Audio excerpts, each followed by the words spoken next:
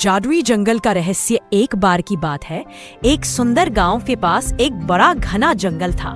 इस जंगल में हर तरह के जानवर रहते थे, लेकिन इनमें से एक था बहुत ही खास, एक जादुई तोता जिसका नाम था मयूर। मयूर इतना खूबसूरत और चतुर था कि उसकी आवाज किसी भी दिल को छू जाती थी। मयूर को सबसे ज्यादा गर्व था अपनी जादुई आवाज पर, जो किसी भी चीज को हंसी में बदल सकती थी। गांव के बच्चे बहुत ही प्रेम से इस तोते को देखते थे और उसके साथ खेलते थे। पर एक दिन अचानक जंगल में कुछ अजीब घटना हुई। सभी पेड़ सूखने लगे और नदी सूख गई। बच्चों और गांव वालों ने मिलकर सोचा कि यह कोई जादू की ताकत से हुआ है। तभी गांव के बुजुर्ग ने कहा, शायद इस जादुई जंगल में कोई बड़ा जादूगर छुपा है जो इस जंगल को बीमार कर रहा है। सभी ने मिलकर खोजबीन शुरू कर दी।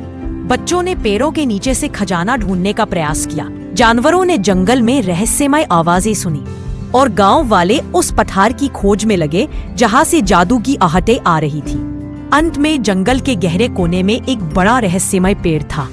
उस पेड़ की छाया में एक चश्मा पहना हुआ एक बूढ़ा जादूगर बैठा था। उसने बताया कि उसकी जादू की शक्ति किसी खतरनाक चक्कर में फंस गई है और वह अपनी जादू खो चुका है।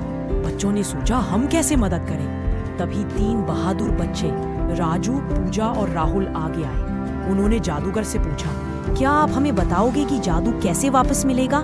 जादूगर ने हंसते हुए कहा, सही भरोसे और प्यार से भरा हृदय ही जादू को फिर से जिंदा कर सकता है। तब बच्चों ने अपने सारे प्यार, हंसी और दोस्ती से जादूगर का मन भर दिया। धीरे धीरे वह बूढ़ा जादूगर हंस पड़ा और उसकी जादुई ताकत वापस आ गई। उसके साथ ही जंगल में हर पेड़ बीच बीच में हरे भरे होकर खिले। नदी फिर से बहने लगी और वह जादुई तोता भी फिर से चमक रहा था। उस दिन से जंगल और गांव के लोग बहुत खुश हो गए। बच्चे रोज नए नए जादुई अनुभवों का आनंद लेने लगे और सबसे बड़ा जादू था प्यार, दोस्ती और भरोसे का, जो हर जादू से भी बड़ी ताकत रखता है।